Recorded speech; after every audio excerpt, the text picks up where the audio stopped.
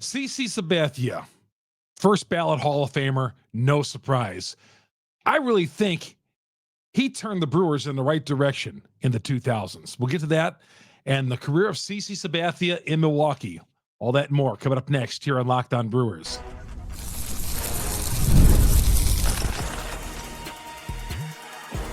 You are Locked On Brewers, your daily Milwaukee Brewers podcast. Part of the Locked On Podcast Network, your team every day. Just looking at these numbers, CC Sabathia, 11-2, 7 complete games. You can't get a complete game out of a pitcher these days. And just amazing in his 18 starts. Hi, everybody. Chuck Freeman, Locked On Brewers, part of the Locked On Podcast Network. We are your team every day. This episode brought to you by Gametime. Download the Gametime app, create an account, use the promo code LOCKEDONMLB, $20 off your first purchase here at Gametime. Man, there was no surprise. He got 88% of the votes that CC Sabathia was going into the Hall of Fame. And, I mean, everywhere he was. Cleveland, Milwaukee for that half season, and, of course, his great career with the New York Yankees. But as I mentioned, 11-2, the 7 complete games. July 7th of 2008, when the Brewers landed CC Sabathia. There were other teams involved, other big market teams involved, and the Brewers were able to land him from Cleveland. It's probably the last time, maybe the only time the Brewers will ever win a rental player. But Doug Melvin, the Brewer general manager, said at the time, and he said many years later, and in fact, I saw him in the elevator last year at AmFam Field. We were talking about that, and he said, we just had to get over the hump. We had to break that string of postseason drought. You know, they went 26 years, embarrassingly enough, that they had not gone into the postseason from 82 to 2008. CC pulled, and dragged them to the playoffs that year, and it was so great. It was awesome. Yeah, short stay against the Philadelphia Phillies. But I really thought that he put the Brewers, pointed them in the direction as far as winning is concerned, got them into the postseason. And it wasn't like they followed up that year, the next year in the postseason, because remember, 09 and 2010, they had bad years again. But 2011, they won the division title. They won their first division title since 1982. Then there was 12, 13, 14, 15, 16, 17. They started to show some hope again. And then 18, and ever since, they've been competitive and they've been playoff contenders, if not got into the playoffs so far. But I thought 2008 really turned them in the right direction, just like 1978 set the Brewers kind of up for 1982. 2008 pointed the Brewers toward the winning mark. And, of course, Braun and so on, and other players. 2007, you saw signs. In fact, they got off to a 20-7 start in 2007. But when they got CC in 2008, in July of 2008, they made the most of him. In fact, the Brewers were criticized for maybe using him too much. I mean, they used and abused CC Sabathia, but he wanted the ball. It was a final year of his contract. He was going to test free agency, but he went out and proved what a warrior he was. He didn't back down. He'd go on 3 days rest.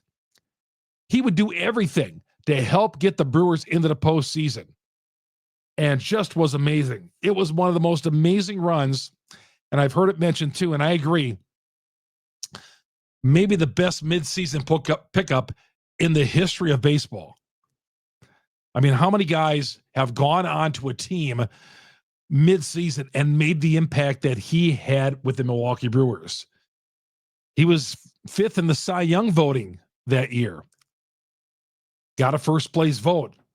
But every one of his starts. Now, the first start he made wasn't the greatest, but everything after that, just fantastic. A bulldog out there. Like I said, the 7 complete games. You forget about the 7 complete games. He wasn't going 6 or 7 innings. And he was a big guy out there. He had a lot in the tank. Now, if you see CC now, the guy is slimmed down. He's golfing every day, and he's lost the weight, and he looks great. And he lost the weight with the Yankees for a little bit as well. But they made that trade with Cleveland. There were rumors, I remember, all weekend long that the Brewers were going to get CC Sabathia. And of course, you always kind of doubt it. It's like, yeah, he's not coming to the Milwaukee Brewers. And finally, the news was broken that weekend. I remember it was a Summerfest weekend, and seeing the alert on my phone. And this was the early days of having the smartphones. And I would just scroll down to the Milwaukee Journal Sentinel in their blog, and finally it was reported there that CC was coming to the Milwaukee Brewers, and it was great. It was awesome. Fans gave him a standing ovation in his first Miller Park appearance. They sold out. It was called Miller Park at the time. They sold out Miller Park in his first appearance on a Tuesday night, full house. As I was talking about the other day on this podcast, how Milwaukee fans just come out in droves when it's time to support this team, when it's time to support anything in this state. You know, the switch was turned on, I believe, in the mid-'90s, where fans started doing this thing. It started with the Packers run, and it started coming out with the Milwaukee Brewers. So CC made his first start, and the fans on a Tuesday night packed AmFam Field to see the future Hall of Famer. The CC chants, you know, CC, 43,000 for July, August, and September as he pulled this team into the playoffs. And remember, the Brewers even fired Ned Yost. They went through a little bit of a funk, and they fired Ned Yost. And Dale Swaim took them to the playoffs the rest of the way. Swaim probably should have been named manager for 2009. They brought in Ken Maka. That's another story. But we all held out hope that CC was going to take the hometown discount. I think the Brewers offered him 4 years, $100 million. That he would take the hometown discount. Oh, CC loves it here. Prince Fielder, he was welcomed in the clubhouse. He loved being here. But then, after the season started, free agency got underway. There he was, wearing a Yankee jersey. Yeah, in that Yankee press conference, he didn't mention the Milwaukee Brewers, not but once. Not at all. Not at all. But although when he did get into the Hall of Fame yesterday, he put out a tweet thanking the three teams he played for, Cleveland, the Yankees, and his half season with Milwaukee. And he's always talked about how special that was. But it helped him get his big deal. He was going to get a big deal either way, but him going 11-2 with the 7 complete games, I think he added some more dollars to that contract, if you ask me. Milwaukee put the token deal out there, but he was not going to get that.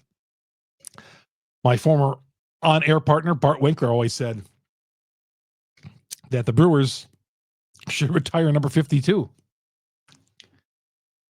for CC Sabathia because he got them into the playoffs. It was such an amazing, I get where he's coming from. It's a crazy idea to retire a player's jersey for 3 months, but it was an impactful 3 months. It was an impactful 3 months. And had he stayed here, obviously, who knows what would have happened. His jersey probably would have retired. He's going into the Yankee.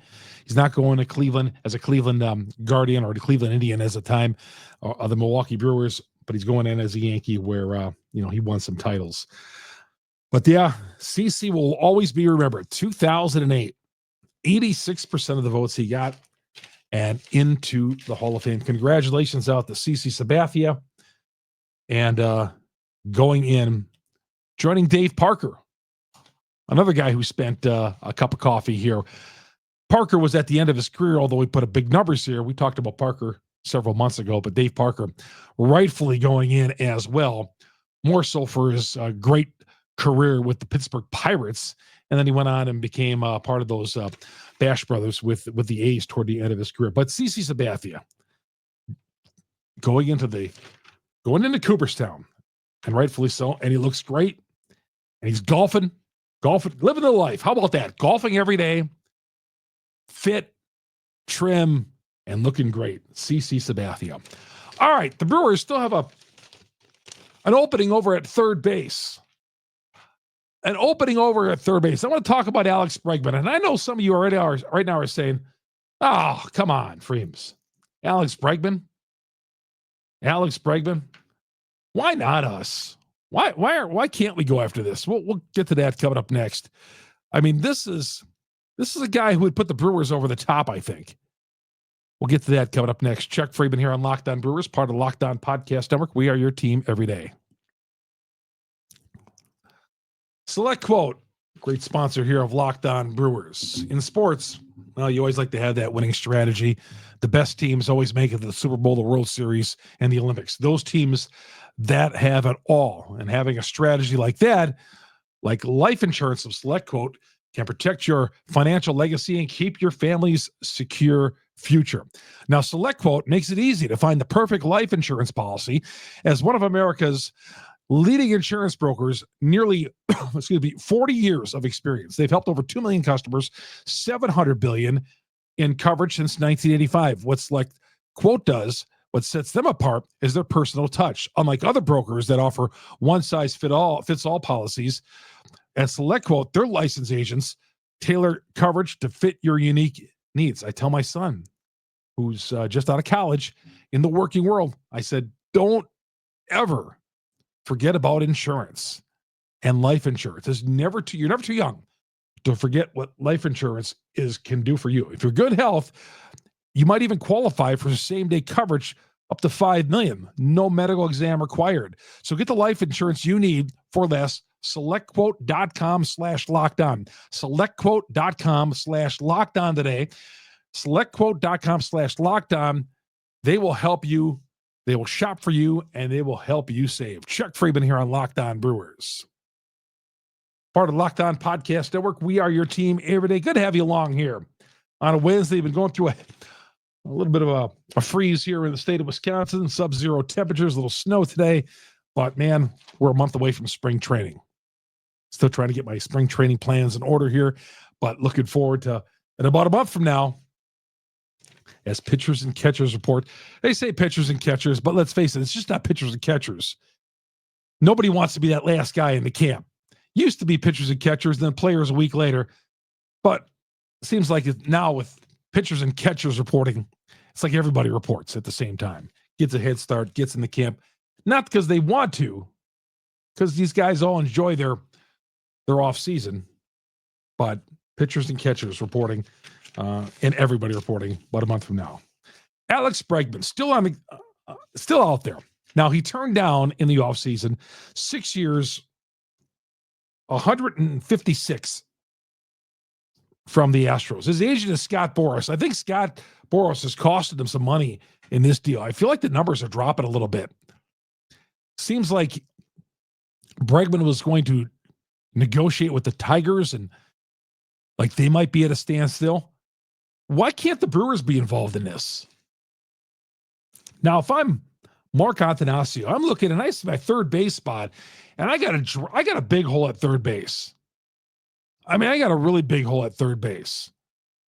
I mean, right? And don't come up with any of these other options. Every option the Brewer has, every option that the Brewers have at third base right now is not a good one.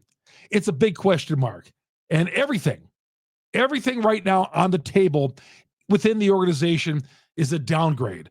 We lost the 32 home runs from Willy Adames. We knew that was going to happen. Okay.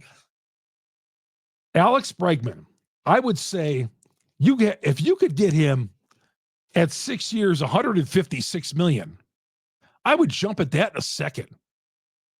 6 years, $156 million.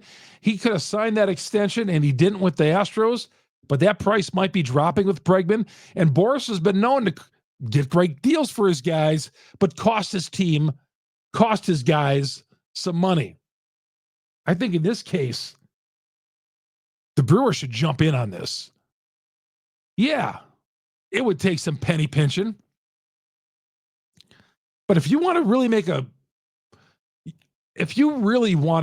statement to your fans that you're committed to winning, I would jump in on this. I know it sounds crazy. But my gosh, are we going to do this every year? Just like Doug Melvin had to break down that door of not making the playoffs for 26 consecutive seasons. I think ownership needs to get by the first round of the playoffs. They can't seem to do it. All right, they've been to the playoffs. The last time they won a playoff series is 2018. They can't get by the wild card. 2018, they knocked off Colorado. Since then, they can't get by. This current team, they're projected for 82.5 wins. And take what you want with that. But I think all the experts think that the Brewers are going to take a little dip. And we thought the Brewers would take a dip last year.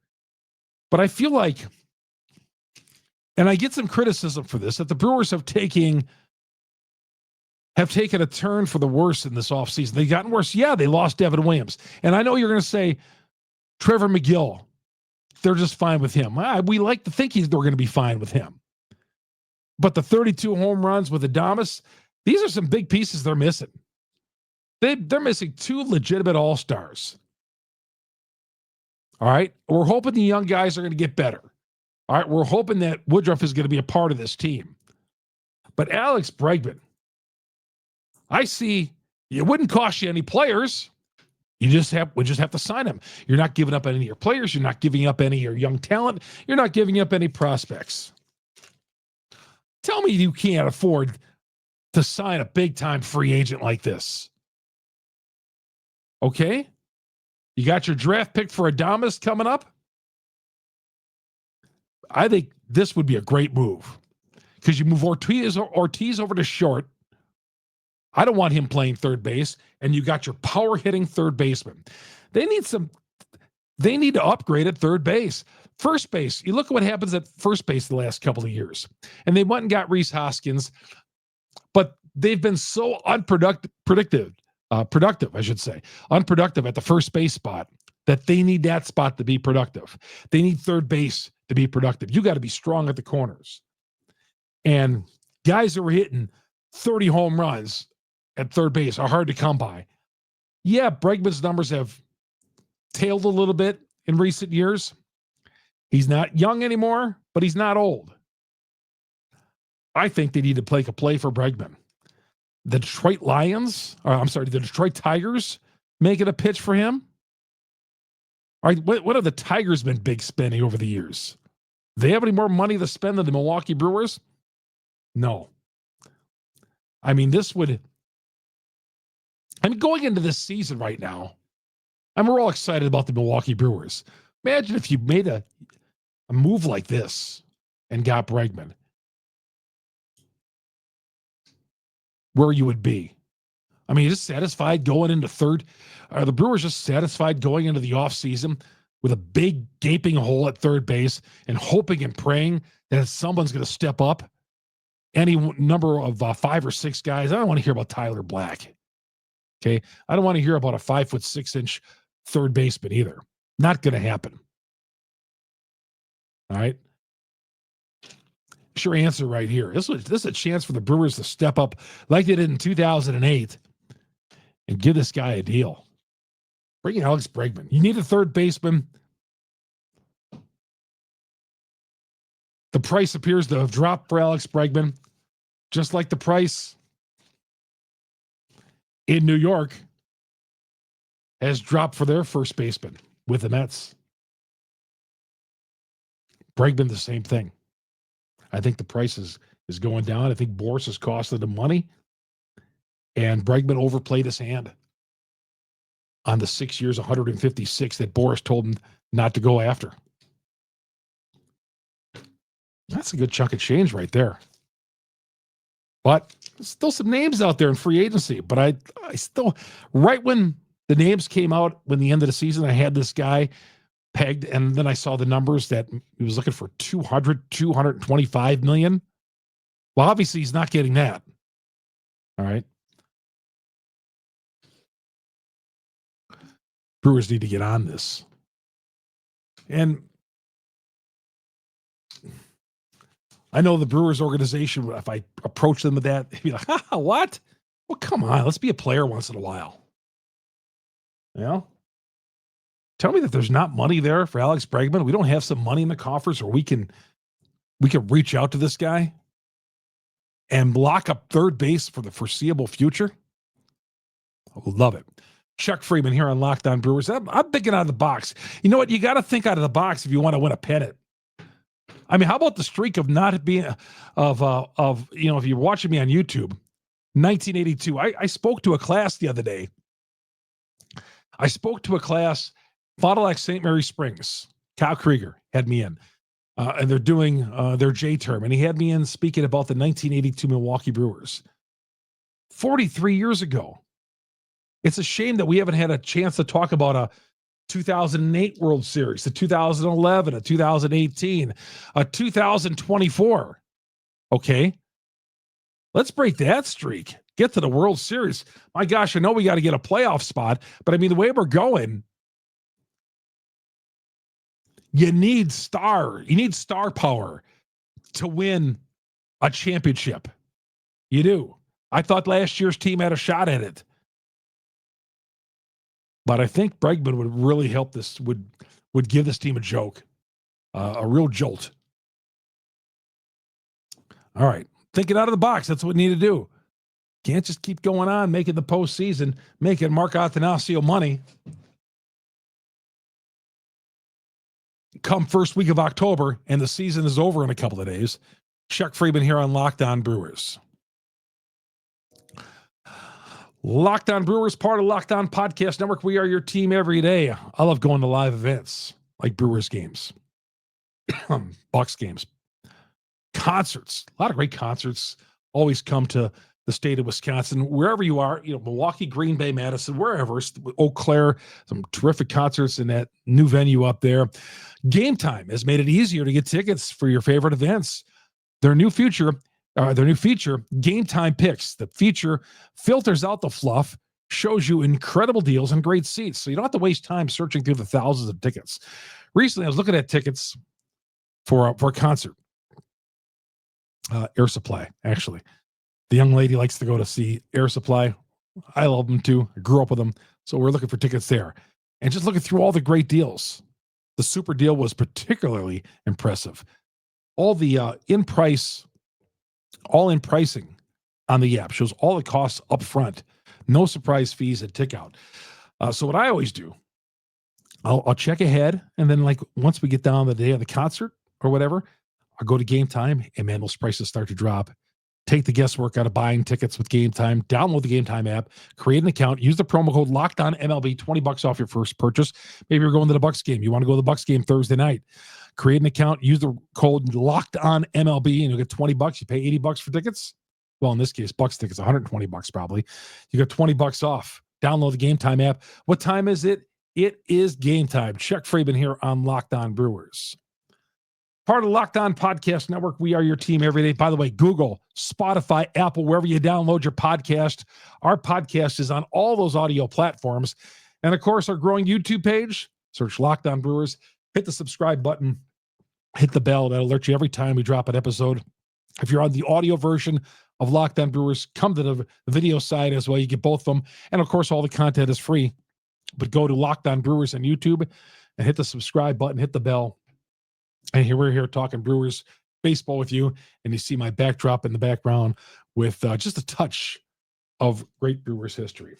All right, quick note here before we leave. The Brewers are, I'm just looking through my notes here.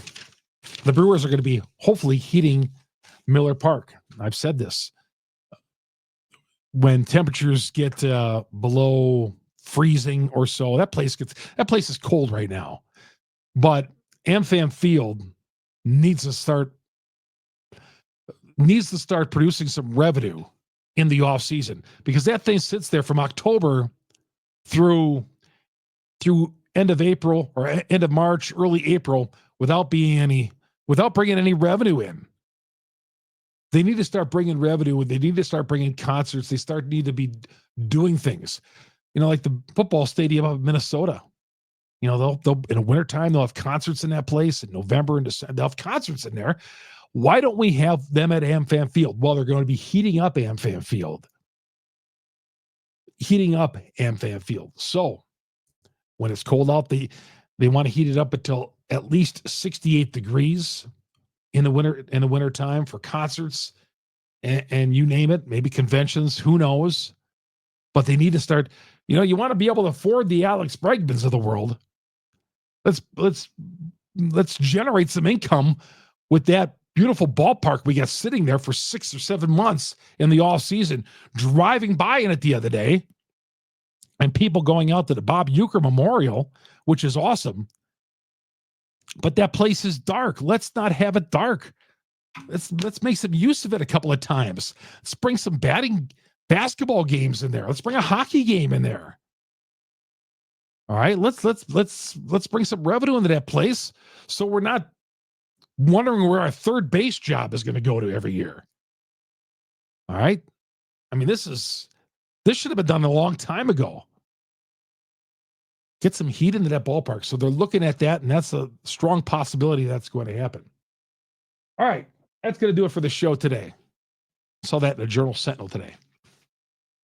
They talked about it. They're doing a study. I don't know why they haven't started on it, but let's get going. They're doing several things to upgrade it. Let's get the heat in that ballpark so we can get concerts. We should have some things coming in there this winter. It's a beautiful ballpark that's not generating any revenue right now. It's ridiculous. Come on, where's the business sense here? Sometimes I feel like we're stuck in 1982. Bud Seliger's running the team. Chuck Freeman, Locked On Brewers, part of Locked On Podcast Network. We are your team every day.